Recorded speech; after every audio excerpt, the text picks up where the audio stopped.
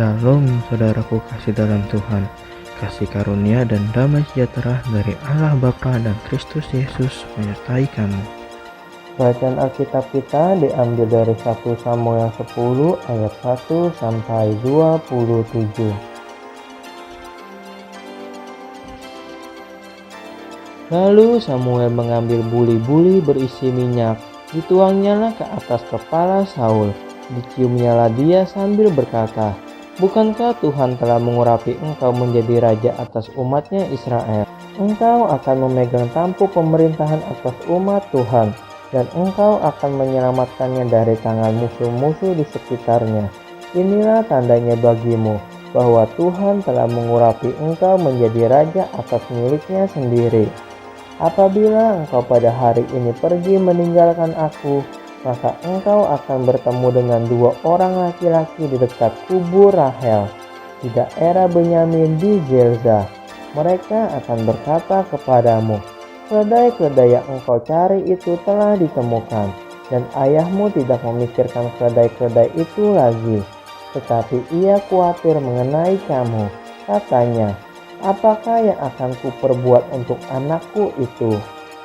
Dari sana engkau akan berjalan terus lagi dan sampai ke pohon terbantin Tabor. Maka di sana engkau akan ditemui oleh 3 orang laki-laki yang naik menghadap Allah di Betel. Seorang membawa 3 ekor anak kambing, seorang membawa 3 ketur roti, dan yang lain sebuyung anggur. Mereka akan memberi salam kepadamu dan memberikan kepadamu 2 ketur roti yang akan kau terima dari mereka. Sesudah itu engkau akan sampai ke Gibea Allah, tempat kedudukan pasukan orang Filistin, dan apabila engkau masuk kota, engkau akan berjumpa di sana dengan serombongan nabi yang turun dari bukit pengorbanan dengan gambus, rebana, suling, dan kecapi. Di depan mereka sendiri akan kepenuhan seperti nabi.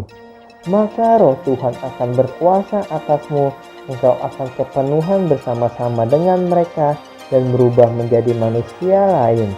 Apabila tanda-tanda ini terjadi kepadamu, lakukanlah apa saja yang didapat oleh tanganmu, sebab Allah menyertai engkau. Engkau harus pergi ke Gilgal mendahului aku, dan camkanlah, aku akan datang kepadamu untuk mempersembahkan korban bakaran dan korban keselamatan. Engkau harus menunggu 7 hari lamanya sampai aku datang kepadamu dan memberitahukan kepadamu apa yang harus kau lakukan." Sedang ia berpaling untuk pergi meninggalkan Samuel, maka Allah mengubah hatinya menjadi lain, dan segala tanda-tanda yang tersebut itu terjadi pada hari itu juga. Ketika mereka sampai di Gibea dari sana, maka bertemulah ia dengan serombongan nabi. Roh Allah berkuasa atasnya, dan Saul turut kepenuhan seperti nabi di tengah-tengah mereka. Dan semua orang yang mengenalnya dari dahulu melihat dengan heran bahwa ia bernubuat bersama-sama dengan nabi-nabi itu. Lalu berkatalah orang banyak yang satu kepada yang lain, "Apakah gerangan yang terjadi dengan anak Kis itu? Apa Saul juga termasuk golongan nabi?" Lalu seorang dari tempat itu menjawab, "Siapakah bapa mereka?" Itulah sebabnya menjadi peribahasa, "Apa Saul juga termasuk golongan nabi?" Setelah habis ia kepenuhan seperti nabi, pulanglah ia. Dan paman Saul berkata kepadanya dan bujangnya, "Dari manakah kamu?"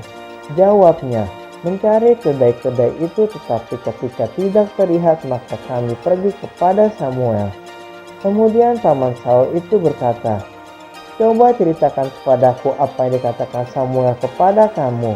Kata Saul kepada pamannya itu, "Terus saja diberitahukannya kepada kami bahwa kedai-kedai itu telah ditemukan, tetapi perihal menjadi raja yang telah dikatakan Samuel kepadanya tidak diceritakannya kepadanya." Saul menjadi raja dengan undian. Kemudian Samuel mengerahkan bangsa itu ke hadapan Tuhan di Mizpa, dan ia berkata kepada orang Israel itu, "Beginilah firman Tuhan Allah Israel, aku telah menuntun orang Israel keluar dari Mesir, dan telah melepaskan kamu dari tangan orang Mesir dan dari tangan segala kerajaan yang menindas kamu. Tetapi sekarang kamu menolak Allahmu yang menyelamatkan kamu dari segala malapetaka dan kesusahanmu, dengan berkata, "Tidak, angkatlah seorang raja atas kami." Maka sebab itu berdirilah kamu di hadapan Tuhan menurut sukumu dan menurut kaummu. Lalu Samuel menyuruh segala suku Israel tampil ke muka, maka didapati suku Benyamin. Sesudah itu disuruhnyalah suku Benyamin tampil ke muka menurut kaum keluarganya, maka didapati kaum keluarga Matri. Akhirnya disuruhnyalah kaum keluarga Matri tampil ke muka seorang demi seorang, maka didapati Saul bin Kis. Tetapi ketika ia dicari, ia tidak ditemukan. Sebab itu ditanyakan pula lah kepada Tuhan, "Apa orang itu juga datang kemari?" Tuhan menjawab, "Sesungguhnya ia bersembunyi di antara barang-barang. Berlarilah orang ke sana dan mengambilnya dari sana." Dan ketika ia berdiri di tengah-tengah orang-orang sebangsanya, ternyata ia dari bahu ke atas lebih tinggi daripada setiap orang sebangsanya. Dan Samuel berkata kepada seluruh bangsa itu, "Kamu lihatkah orang yang dipilih Tuhan itu? Sebab tidak ada seorang pun yang sama seperti dia di antara seluruh bangsa itu." Lalu bersoraklah seluruh bangsa itu demikian, "Hidup raja." Kemudian Saul menguraikan kepada bangsa itu tentang hak-hak kerajaan, menuliskannya pada suatu piagam dan meletakkannya di hadapan Tuhan. Sesudah itu Samuel menyuruh seluruh bangsa itu pulang masing-masing ke rumahnya. Saul pun pulang ke rumahnya ke Gibea, dan bersama-sama dengan dia ikut pergi orang-orang gagah perkasa yang hatinya telah digerakkan Allah. Tetapi orang-orang dursila berkata, "Masakan orang ini dapat menyelamatkan kita?" Mereka menghina dia dan tidak membawa persembahan kepadanya, tetapi ia pura-pura tuli.